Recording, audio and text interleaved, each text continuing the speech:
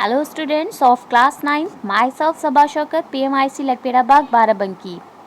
बच्चों, इससे पहले की वीडियोस में मैंने आपको बताया था कि हम लोग टॉपिक वाइज कुछ टॉपिक्स को सेलेक्ट कर रहे हैं और जैसे कि आप कुछ बच्चों का मेरे पास रिव्यू आ रहा है कि मैम क्या फेयर नोट्स बना सकते हैं, तो अब आप आज से फेयर नोट्स बनाना स्टार्ट कर सकते हैं। मैं आपको जिस हिसाब से टॉपिक्स का सीरियल बता रही हूँ, ठीक है, ध्यान से सुनिएगा। सबसे पहले आप 9th क्लास का सिलेबस लिखेंगे जो कि मैं आपको भेज चुकी हूँ। अगर आपके पास सिलेबस नहीं है तो आप लोग मुझे पर्सनल नंबर पर सेंड करके मांग सकते हैं, मैं आपको पर्सनली सिलेबस सेंड कर दूँगी, ठीक है, और मैं उसकी PDF दे दूँगी। नेक्स्ट उसके बाद आप लिखेंगे चैप्टर 1। जो चैप्टर 1 है हमारा वो क्या है, मैटर इन आवर सराउंडिंग, यानी कि हमारे आसपास के पदार्थ। आप चैप्टर का नाम लिख लेंगे। चैप्टर का नाम लिखने के बाद आप फर्स्ट हेडिंग डालेंगे मैटर, यानी कि द्रव्य, ठीक है।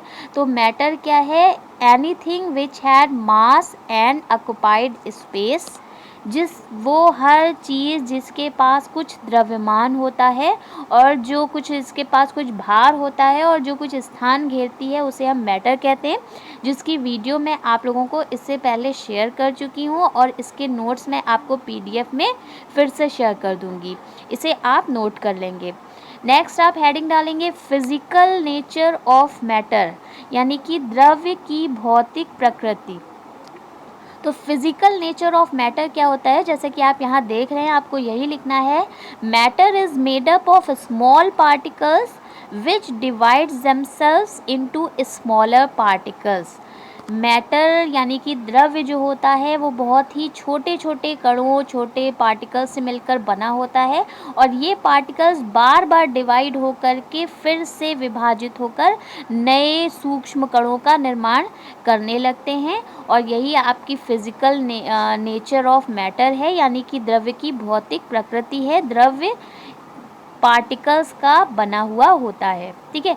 नेक्स्ट आप डालेंगे क्लासिफिकेशन ऑफ मैटर।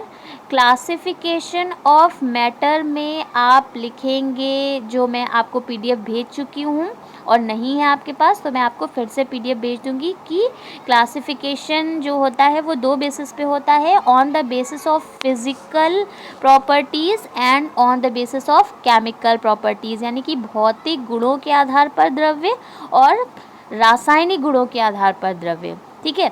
फिर उसके बाद जो नेक्स्ट हेडिंग आप डालेंगे वो आप डालेंगे फिज़िकल प्रॉपर्टीज़ के बेसिस पर जो मैटर होता है वो कितने टाइप का होता है, यानी कि आप डालेंगे classification of matter on the basis of physical properties. तो आप क्या लिखेंगे, on the basis of physical properties matter is divided into following 3 parts. भौतिक गुणों के आधार पर द्रव्य को निम्नलिखित 3 अवस्थाओं में या 3 भागों में विभाजित किया गया है, सॉलिड, लिक्विड एंड गैस, ठोस, द्रव एंड गैस, ठीक है। इसके बाद नेक्स्ट आप हेडिंग डाल रहे हैं सॉलिड, या ये सॉलिड आप हेडिंग नहीं डालेंगे। क्लासिफिकेशन के बाद आपको हेडिंग डालनी होगी कैरेक्टरिस्टिक्स ऑफ मैटर, यानी कि द्रव्य की विशेषताएं। इसकी PDF भी मैं आप लोगों को इसकी वीडियो मैं आपको सेंड कर चुकी हूँ, आपको पढ़ा चुकी हूँ। जिनके पास नहीं है उन्हें मैं फिर से सेंड कर दूँगी और इसकी PDF भी मैं आप लोगों को सेंड कर दूँगी, जिसमें आपको मैटर की जो प्रॉपर्टीज़ हैं उनके बारे में लिखना है, जिसमें सबसे पहला होगा कि matter is made up of very small particles, small particle से मिलकर बना होता है। नेक्स्ट हो जाएगा कि ये जो पार्टिकल्स होते हैं ये मूविंग होते हैं, यानी कि इधर उधर घूमते रहते हैं।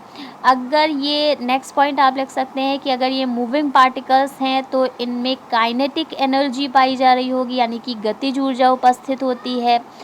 नेक्स्ट पॉइंट आप लिख सकते हैं कि kinetic energy is proportional to temperature, यानी कि गतिज ऊर्जा ताप के उत्क्रमानुपाती होती है, यानी टेम्परेचर बढ़ाएंगे तो गतिज ऊर्जा भी हमारी बढ़ेगी, ठीक है।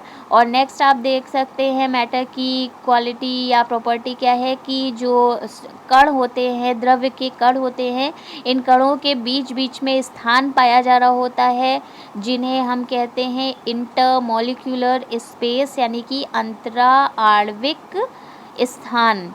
और ये नेक्स्ट पॉइंट आप लिख सकते हैं कि जो मैटर के कण होते हैं, जो पार्टिकल्स होते हैं, these are bound together by a special force known as intermolecular force of attraction।